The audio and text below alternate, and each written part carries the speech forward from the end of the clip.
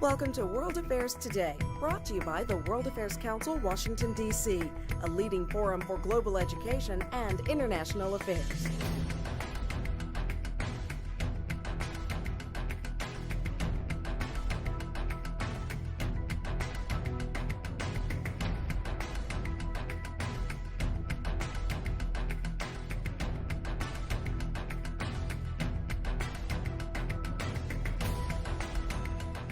Good evening. My name is Stephanie Fassler, and I am the International Affairs Director for the World Affairs Council, Washington, D.C.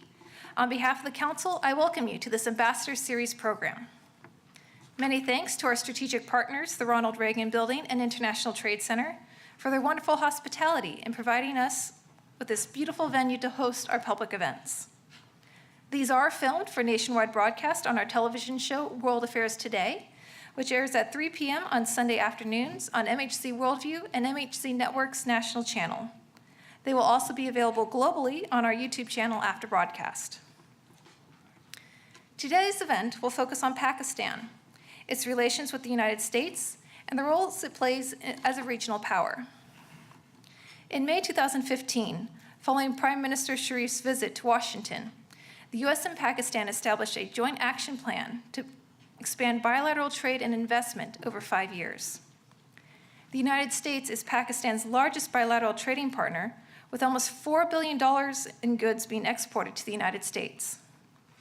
In addition to the important economic relationship between the United States and Pakistan, there's a critical allied defense and anti-terrorism relationship.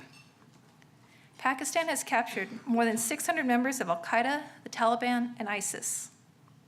In January 2015, the U.S. pledged $250 million to help Pakistan facilitate the relief, reconstruction, and return of federally administered tribal area communities displaced by counterterrorism operations. Pakistan has provided the U.S. with access to a number of military airports and bases, along with logistical support. We are honored this evening to host His Excellency Aizaz Ahmad Chaudhry for this Ambassador Series program. Ambassador Chaudhry presented his credentials to President Trump on April 24, 2017. He is a career diplomat with more than 36 years of experience. Ambassador Chaudhry served as the Foreign Secretary of Pakistan from 2013 to 2017. In the Ministry of Foreign Affairs, Ambassador Chaudhry has served as Additional Foreign Secretary for UN and Disarmament Affairs, the Director General for Relations with Southeast Asia countries. In this capacity, he worked to help further the Pakistan-India peace process. Ambassador Chaudhry has also served as the Ambassador of Pakistan to the Netherlands from 2009 to 2012. He has represented his country as Deputy Permanent Representative of Pakistan to the United Nations. A graduate of Punjab University in Lahore, Ambassador Chaudhry went on to receive his master's degree from Tufts University Fletcher School of Law and Diplomacy. We are also honored to welcome our discussant, Vice Chairman of the Board at the World Affairs Council, the Honorable Jim Moran. Jim Moran has significant experience in international affairs. During his 12 terms as a congressman, Moran served on the Foreign Affairs, Defense, and Appropriations Committees. In November 2016, he interviewed the Pakistan Permanent Representative to the United Nations, Her Excellency Dr. Malia Modi, as part of our 10-part Women Ambassador series. He is currently Senior Legislative Advisor at McDermott, Will, and Emery. Please join me in welcoming Ambassador Chaudhry and Congressman Moran.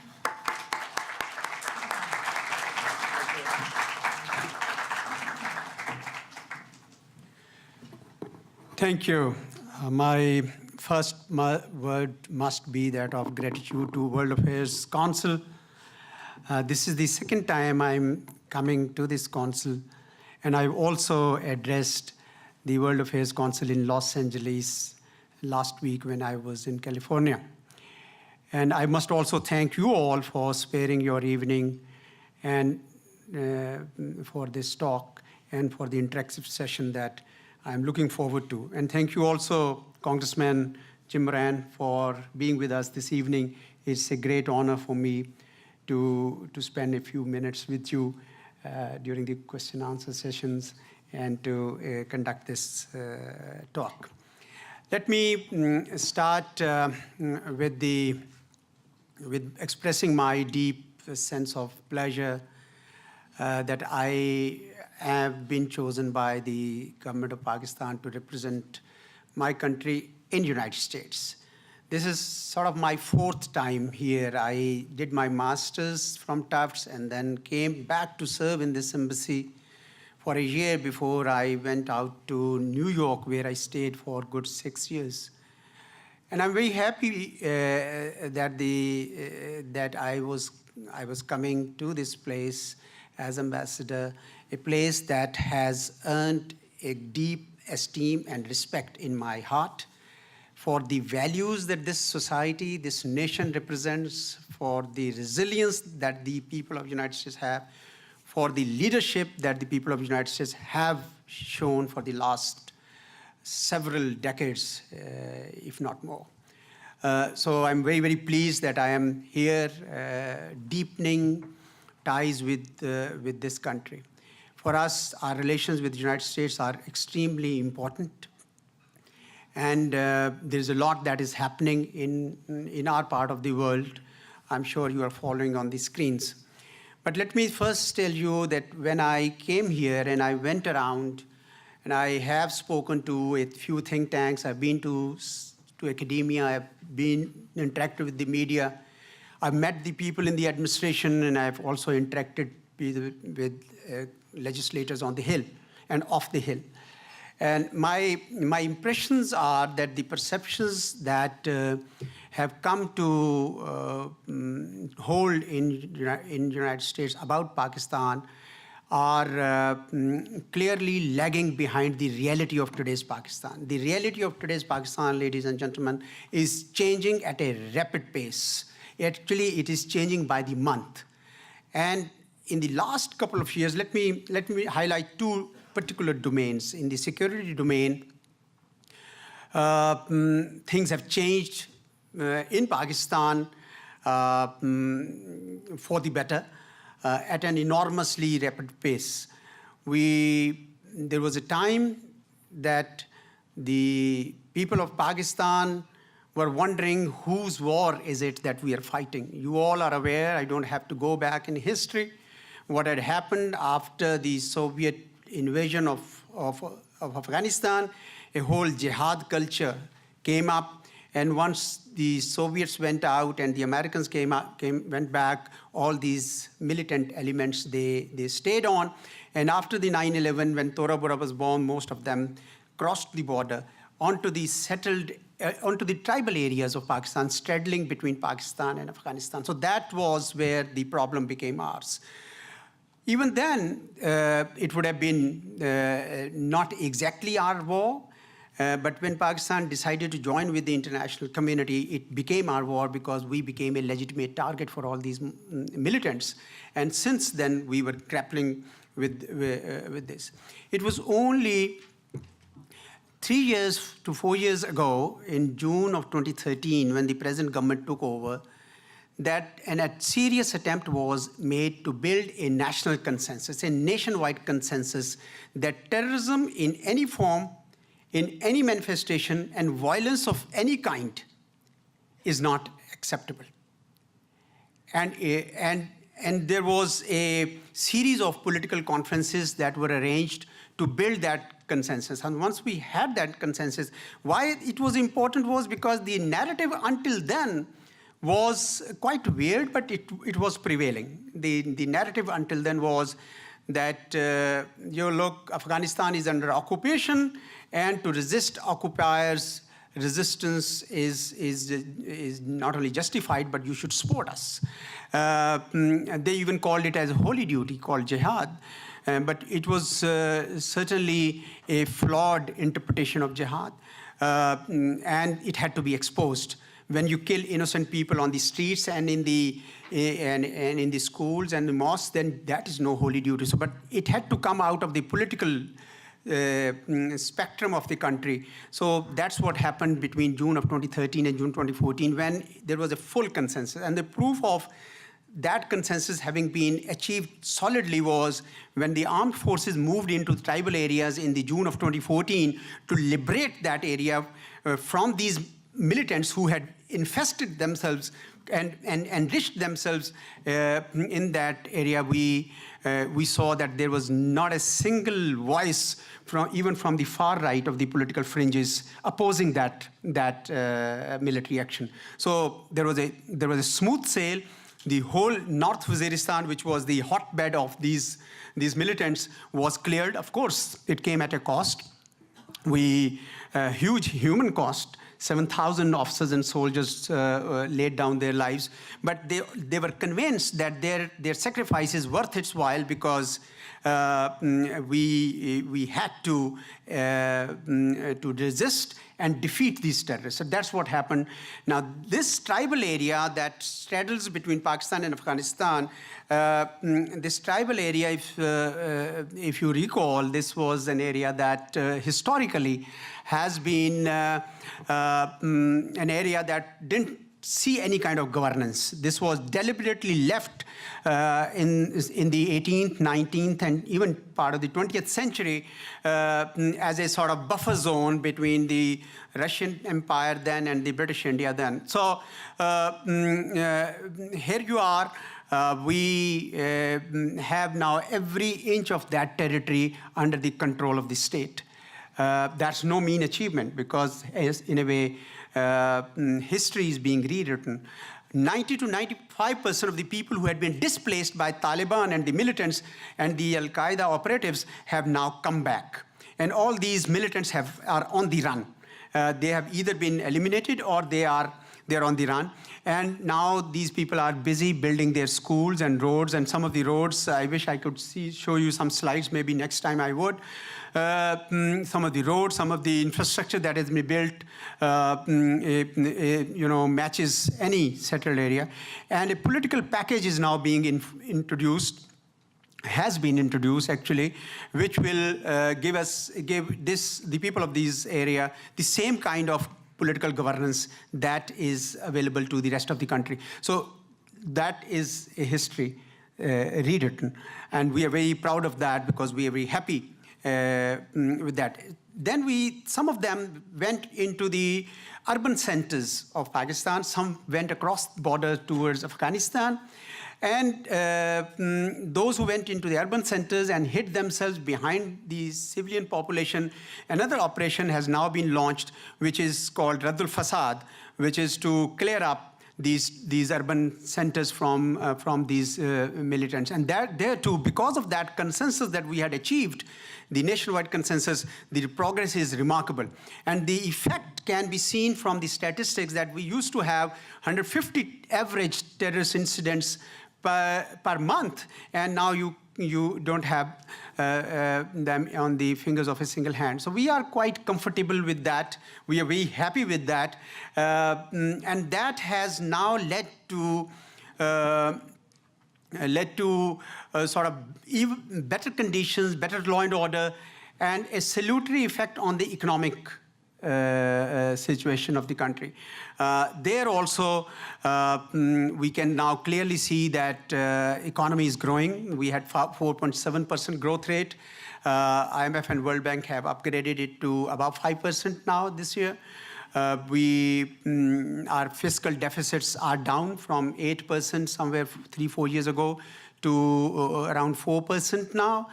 Foreign exchange reserves have gone up. Our stock exchange is shooting. Only today, I saw that 100 index has crossed 52,000 points. So there are all the indications of vibrant economy, and you can see optimism in the air. That is attracting a lot of investors in Pakistan. Of course, Chinese are leading the charge. They are investing hugely, but so are the Turks and the Koreans and the Europeans. And what pleases me the most as Ambassador of Pakistan here, the American companies. So many of the American companies, corporate America, is going in big way into Pakistan. I sat through with the leading business houses in the U.S.-Pakistan Business Council, and I was very excited to see the excitement actually there, which was quite palpable. So that, I think, is showing. Now, all this is very little known to the people here who believe and like to view perhaps United States, Pakistan from a narrow prism.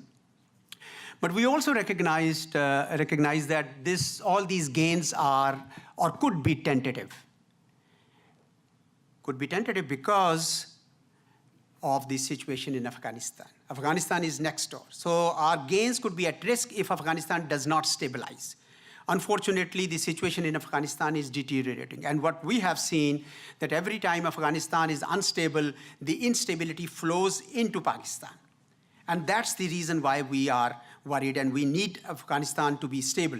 We believe that a lot needs to be done there. We understand that the United States present administration is going through a review process. We have given our inputs. We believe that that Afghanistan needs to be stabilized for our interests, but also for the interest of the whole region.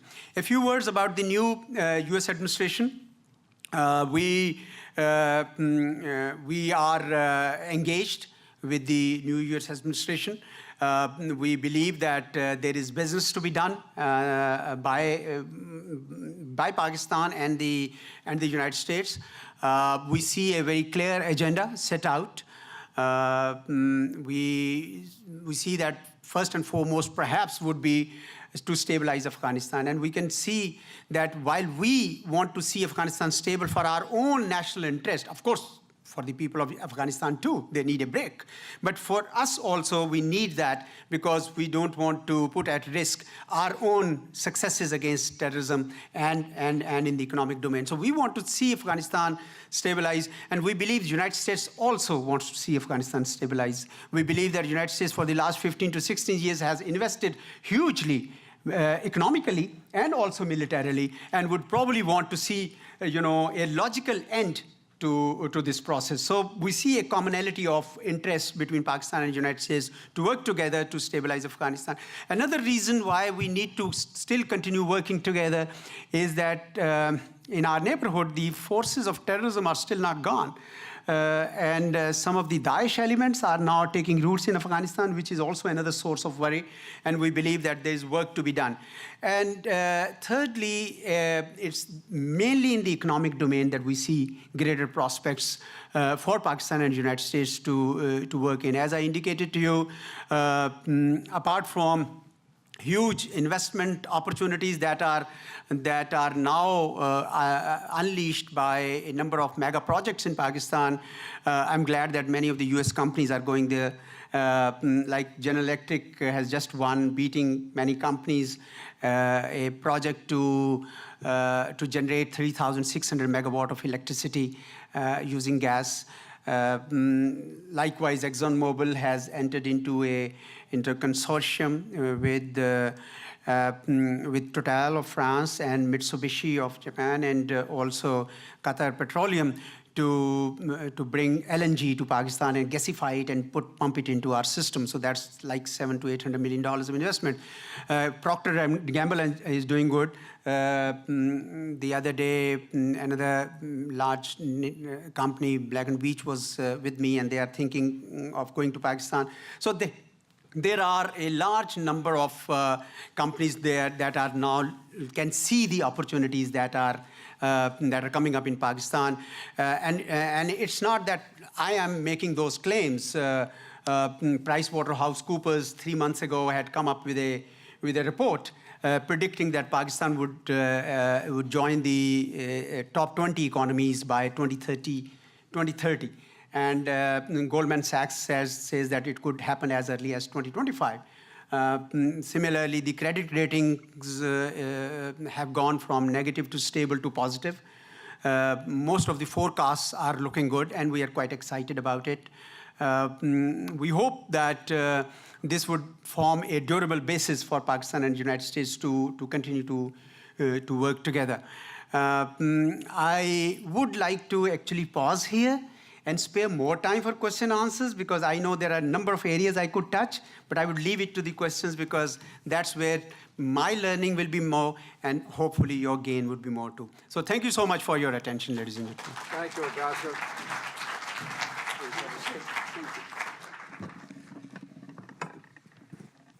Ambassador, that was a perfect presentation.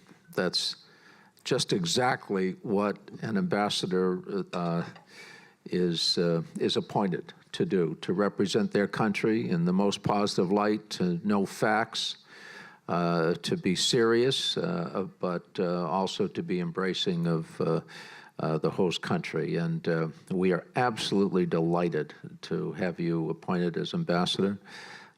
We liked Ambassador Gilani. We like his staff.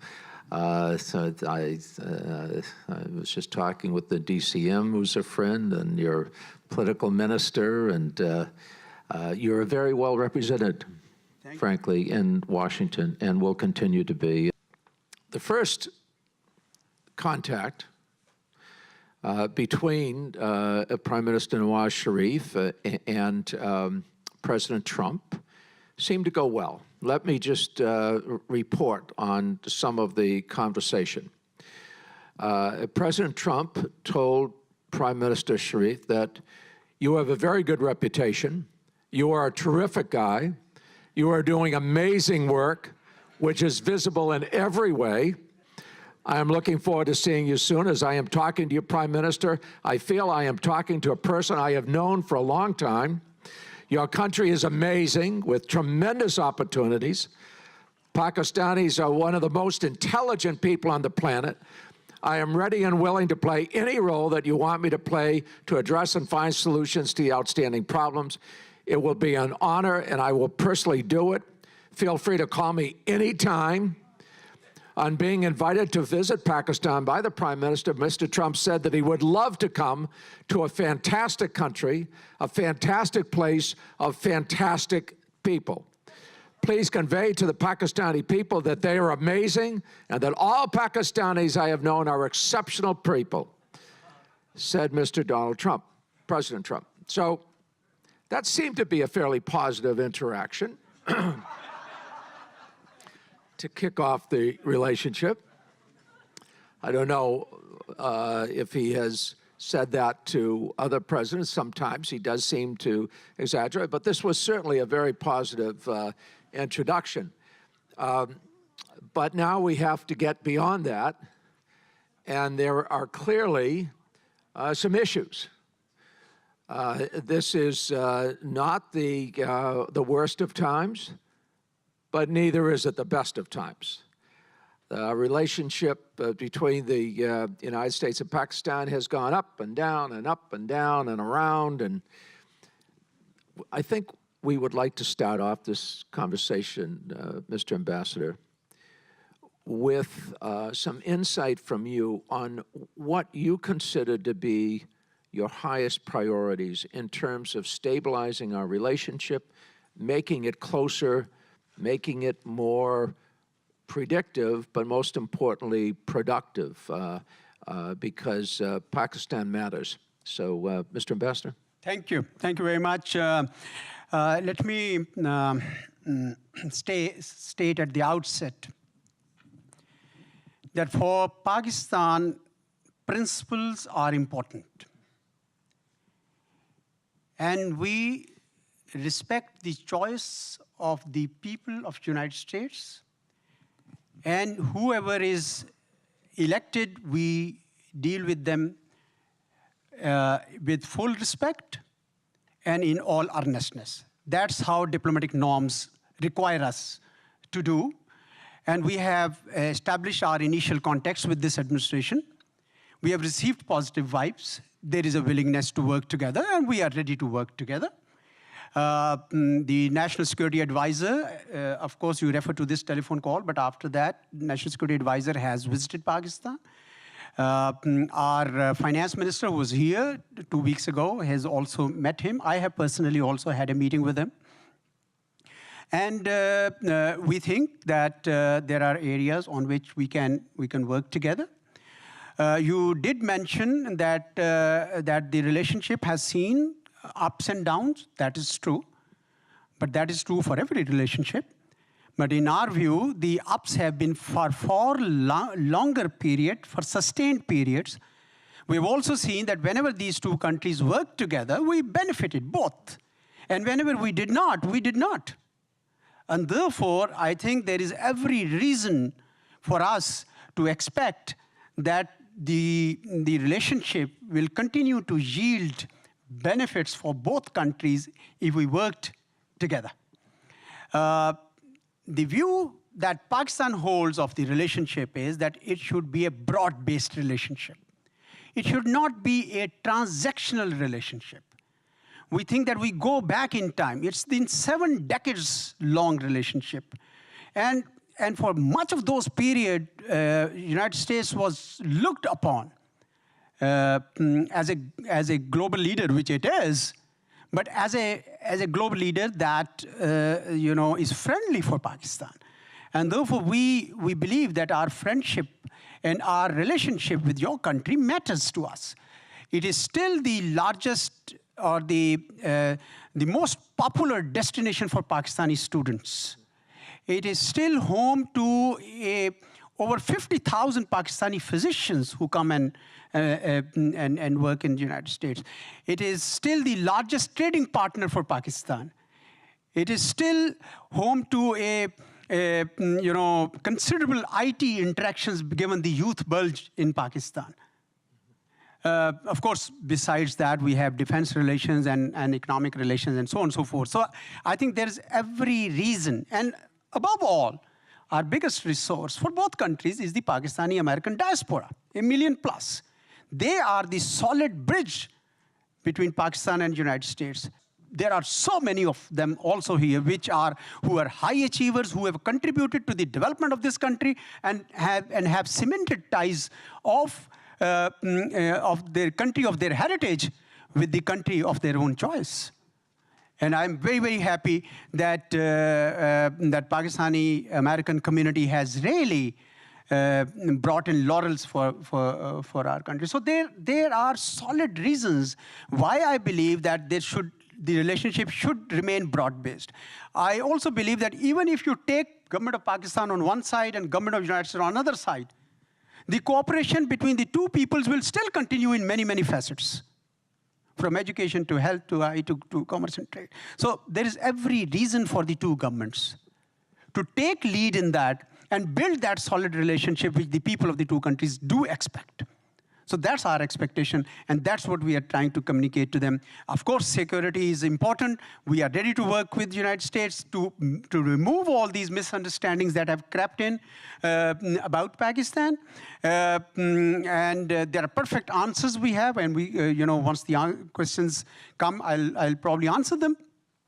And the trade and economic field is something in which we expect that this relationship can really blossom.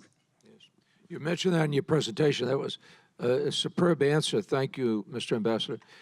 There have been several reasons for disruptions, static in the relationship, if you will. One of them has been Pakistan's relationship with India, which has been fraught with some conflict over the years, of course. And then Pakistan's role vis-a-vis Afghanistan and the U.S. involvement in the Afghan war with the Taliban. So let me talk about India first, if you wouldn't mind. Give us your perspective in terms of the relationship between Prime Minister Nawaz Sharif and President Modi, and the relationship generally between India and Pakistan. Is there a way that Kashmir can kind of be put aside for a bit and economic and diplomatic ties might be strengthened? Because I think that would contribute in a positive way to improving the relationship with the United States. Tell us a little about Pakistan's relationship with India, if you wouldn't mind. Certainly. India is a very important neighbor of Pakistan.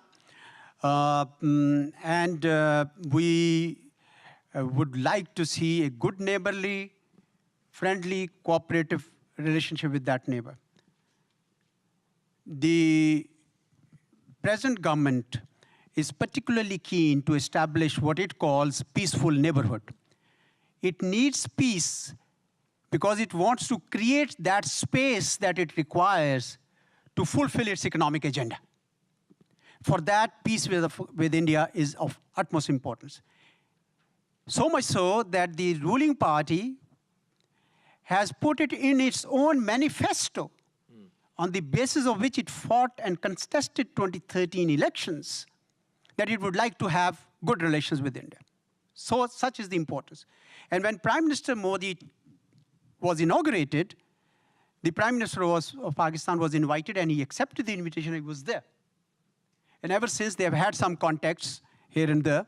But unfortunately, the dialogue between Pakistan and India has not continued for quite some time. It has been on again and off again mode, suspended every time by India. Indians believe that there are certain conditions that must be met before they can sit on table for talking. Foremost of which is terrorism. And we tell them that we believe that if anybody has suffered a lot, it's Pakistan, apart from Afghanistan, which has suffered from this terrorism. And we are now reversing that tide of terrorism against us. We have turned the corner. We have defeated the terrorists and put them on the run. That includes all kinds of terrorists. And this is happening at a time when our region and the near region, near neighbors, are still grappling with the forces of terrorism. And whenever India and Pakistan tried to come together, there was one incident or the other that was staged, and India would suspend the dialogue. Now, my argument to them was, and in my previous capacity also I was used to, that look, the terrorists stage that incident, they sit back, but whenever we are trying to talk to each other, they come back in to stage something so that we don't talk to each other. And when you actually suspend the dialogue, you serve the objective for which they did that, and they sit back and relax. So it is extremely important that we continue talking. We isolate these militants and terrorists who are trying to spoil that relationship, and we move on. Because terrorists are our common enemies. Terrorism is our common enemy. And that's the spirit that is required. But unfortunately, the Indian side has its own calculus. They think that they can prevail by a more aggressive policy. They are now showing that more and more in Kashmir, in the Indian-occupied Kashmir, where we can see that repression of every kind is on full display. Thousands of people have been killed and injured and blinded, with people shooting above the waist on the eyes. And many and what India tries to do is to put it on Pakistan, saying that this is all being done by Pakistan-sponsored or Pakistan-based terrorists. That's the argument that they'd like to make. And whereas we tell them that we have absolutely no interest in allowing any terrorist to remain on our soil. Yes, we will continue to support the Kashmir cause. We believe it is a genuine cause. We believe Kashmiris have a right to self-determine their destiny. We will continue to extend political, moral, and diplomatic support to the Kashmiris. We are related to them. All the rivers flow this way. All the roads used to come this way. All the cities used to serve as the markets for Kashmiris products. So it's a natural bond nurtured by centuries which cannot be mitigated just like that. So we will continue to support morally, diplomatically, and politically. But we don't support violence. Sure. And whoever is committing violence, it's an indigenous reaction because of huge force that is being unleashed on the poor people. There is a reaction. And it is sometimes sad for us to see international community silent on that. Whereas from within Indian polity, we have seen a number of people from all walks of life leading different delegations to Kashmir and bringing home what's happening actually there. But we stand ready, sir, for dialogue with India whenever India is ready. They will not find us wanting, because we believe, howsoever intractable the issues may be, the only solution that you can achieve is on the table. So Pakistan remains committed to that, because we need that peace for our own interests and for the interests of the whole region. Thank you, Ambassador. I've always felt that there should be a plebiscite in Kashmir, actually. But has Prime Minister Modi ever sat down with Prime Minister Nawaz Sharif? Have they ever actually met together? Do you recall? Yes, they have. I think they did initially. Initially, during the inauguration in New Delhi, there was a meeting. And then they briefly met in Paris, 30th November, when the climate change agreement was being signed. It is 2015. And then last year, on 25th of December, Prime Minister Modi stopped over in Lahore, and there was a brief meeting with Prime Minister Sharif there. Well, we would hope that that could move forward, and getting your insight is very valuable. Thank you, Ambassador. With regard to Afghanistan, a decision has been made by the military to beef up U.S. involvement somewhat. It'll probably get to perhaps close to 20,000 troops, all told, of U.S. troops in Afghanistan. Nowhere near what used to be there, but it clearly is an increase in what we've had for the last few years of about 8,000. How does Pakistan feel about beefing up that U.S. role? The Taliban, we're told, is gaining strength within Afghanistan. Now, the Afghans tell us that many of them are hiding in Waziristan and places in the Fatah, but maybe you could tell us what is Pakistan's position in terms of the U.S. role in Afghanistan, particularly the beefing up of its military role to comport with the increasing strength of the Taliban? Thank you. Certainly. We do recognize that the United States' new administration is in the process of carrying out a review that includes, inter alia, a beefing up of their troops. We are still waiting for further details. There have been some elements published citing sources in various papers, but we will still wait till the review is out. We have given our perspective. We believe that that for us, peace in Afghanistan is a high priority. For our own reasons, of course, for people of Afghanistan who are linked to Pakistan culturally and ethnically and by faith. But for our own interests, we want Afghanistan to be peaceful. And there is a full consensus within Pakistan to do that. But we also believe that there is no military solution to Afghanistan. If there was one, when these troops were 144,000, given such a long time, it would have come by. And we think, therefore, that a political solution would be required.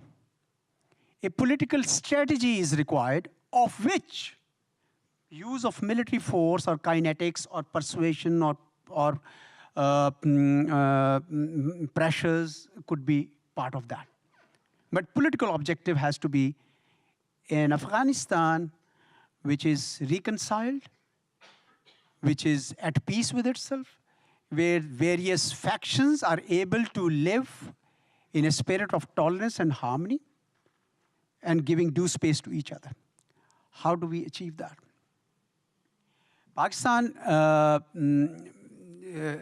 believes that, of course, first and foremost requirement is to strengthen the Afghan national security forces. There is no doubt. So if the United States is going to increase the force, we understand it is to bolster the capacity of the Afghan national security forces to better govern Afghanistan. I think that's the objective, which is well-meaning. But beyond that, we also see that there is a tendency to put the blame for failures in Afghanistan on Pakistan. The argument is made that we could not stabilize Afghanistan because Pakistan was giving space to Taliban and the Haqqanis who were launching attacks. Well, I'll come to that. I believe that while this may scapegoat Pakistan and give some explanation for the failures, but this is an oversimplification. In fact, you will be barking the wrong tree. The Afghanistan of today has a myriad of problems, from governance to corruption to drug trade to the capacity issue of the forces to economic stress. And it cannot just be explained by saying that Pakistan, there is a bad guy called Pakistan which is responsible for that. I think if we keep doing that, then we might scapegoat Pakistan, fine, but you will not be able to resolve Afghanistan.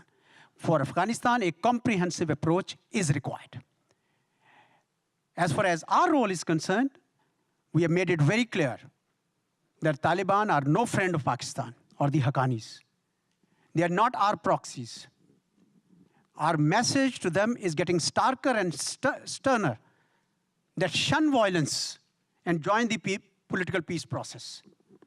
We would not, and our message is that if you are living in Pakistan peacefully, like 3 million Afghan refugees are living, fine.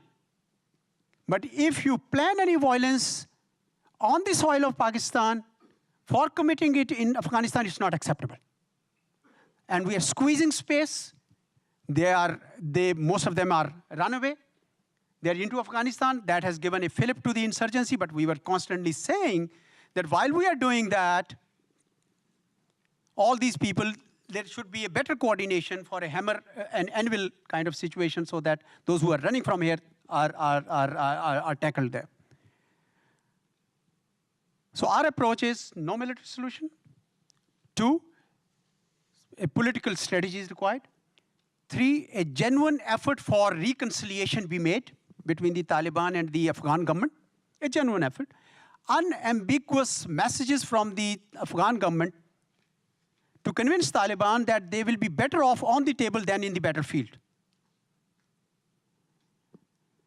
And 3, we also believe that we need some kind of border management between Pakistan and Afghanistan. This was an open border where I think most of you would know, as many as 80,000 people would cross the border every day without a shred of document. We are now embarked on a 10 to 15 years long project to manage that border better.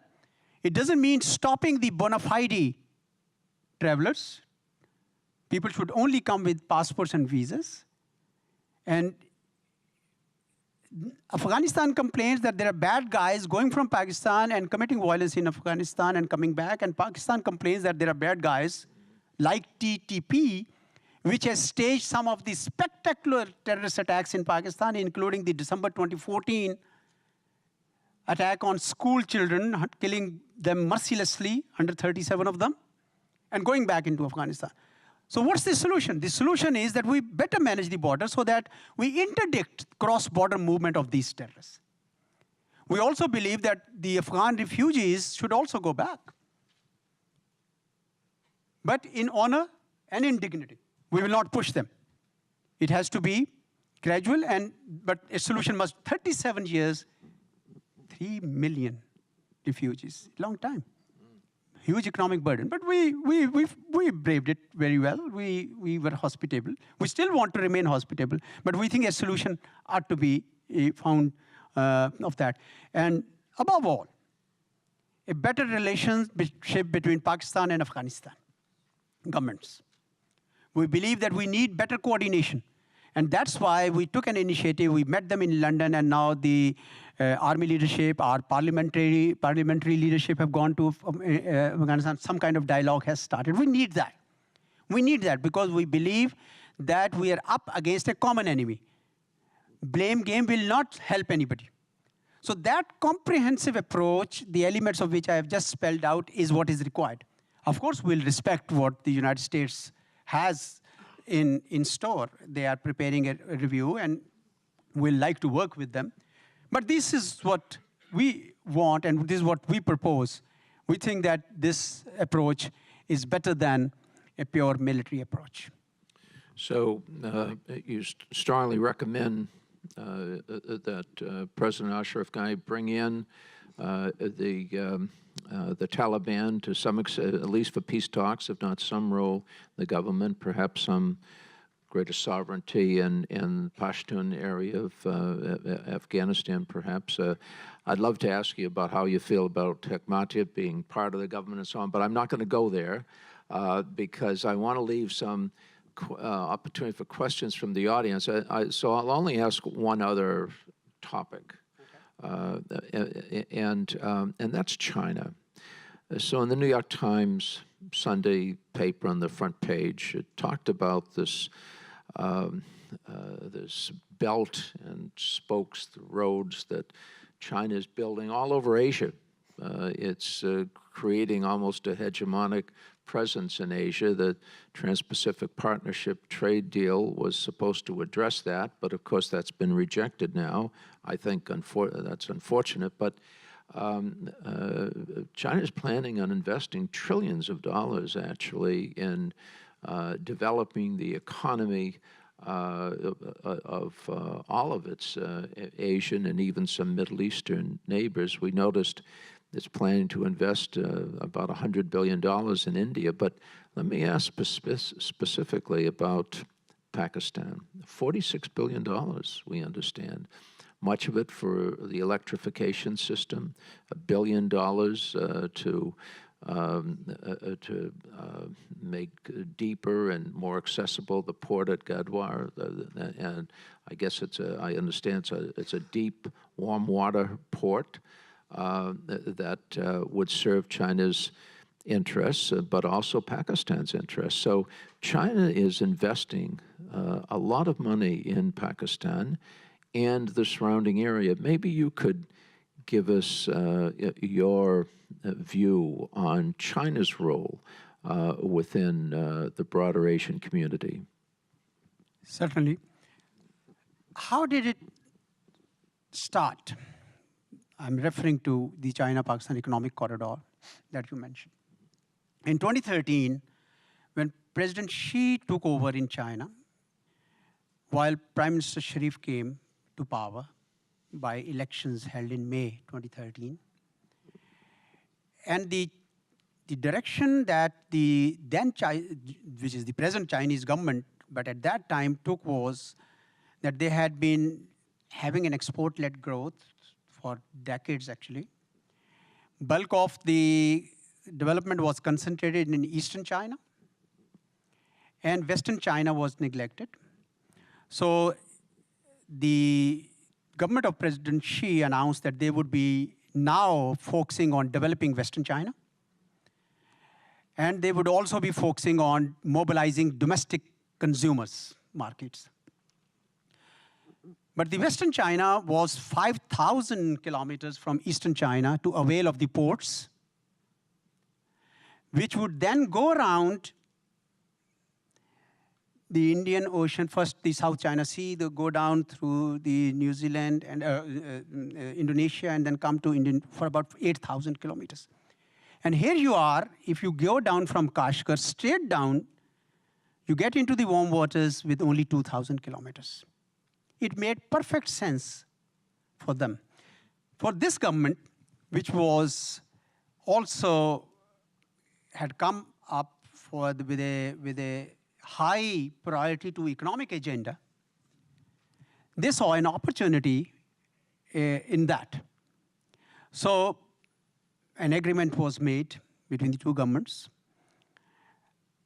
And you mentioned $46 billion. The figure has gone way up now. But the initial $46 billion that was mentioned,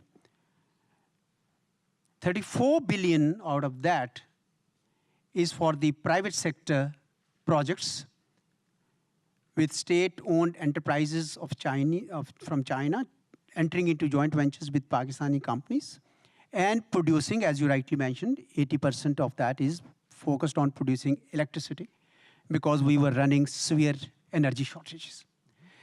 And the public liability was only to develop Gwadar Port and complete one part of the motorway between the southern city of Karachi and the northern industrial hub of Lahore. And they just wanted to complete that. And some improvement in infrastructures here and there. The rest was all in private sector. Even now, bulk of the initial investments, further investments that are coming are directly with the provincial governments who are mobilizing their private sector.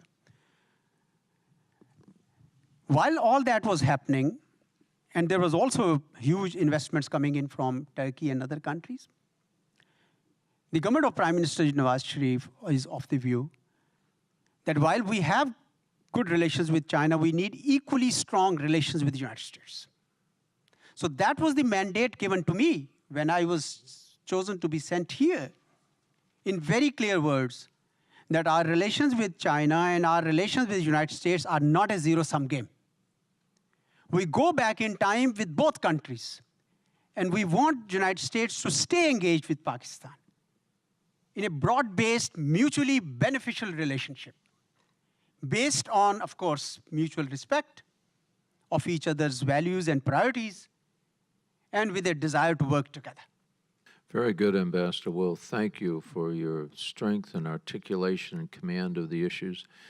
I think at this point, it's time to open up the floor to people in the audience to see what questions you might have. I wanted to ask you about how foreign investment works in Pakistan. Specifically, is the Chinese model like what they did in Ethiopia, where they only use Chinese employees, or are Pakistani workers involved in the huge investment that China's made in infrastructure? And if you could compare that perhaps with Turkish investment and American investment in terms of using Pakistani workers rather than foreign workers. Well, it is only natural when the companies would come and bring capital, they would also bring in their own technical experts and whatever else. But my sense is that what perhaps Pakistan would want is that out of those joint ventures with the Chinese companies have with Pakistani, the Pakistani labor would be used. As indeed, there would be Chinese capital, Pakistan's labor, and perhaps technology from somewhere, like GE is providing turbines for many of those projects, and locomotives.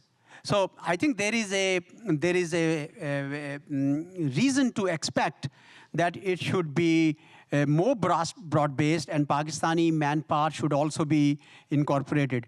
And my other view is that these are private sector projects, but the economic zones that we are envisaging would actually be open to investments from all across.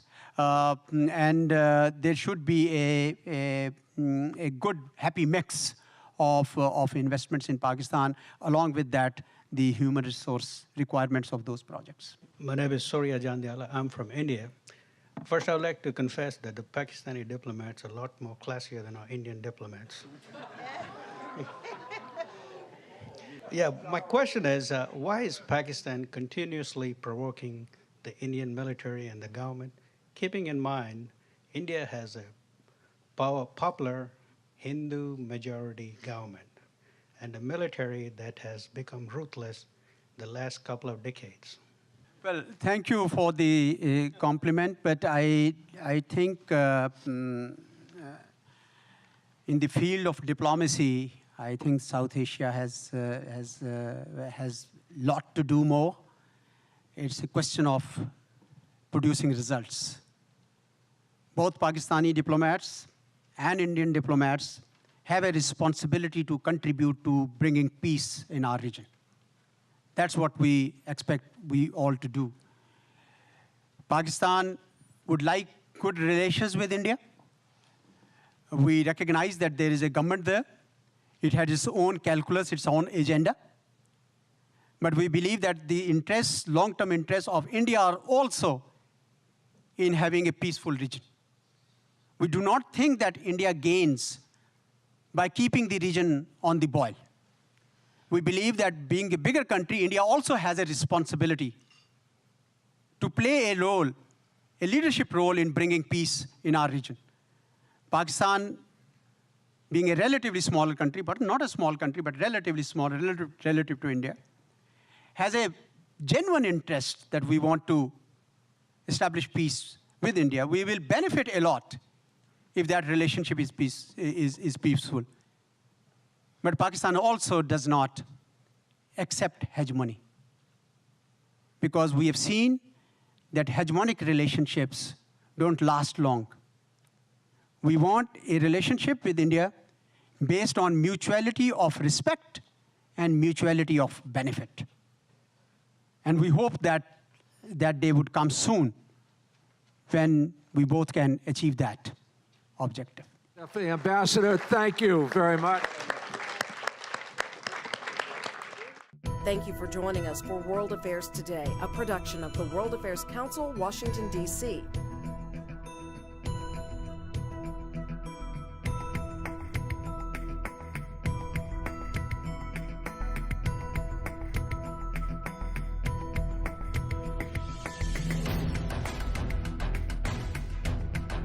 Stay connected with us at www.worldaffairstoday.org.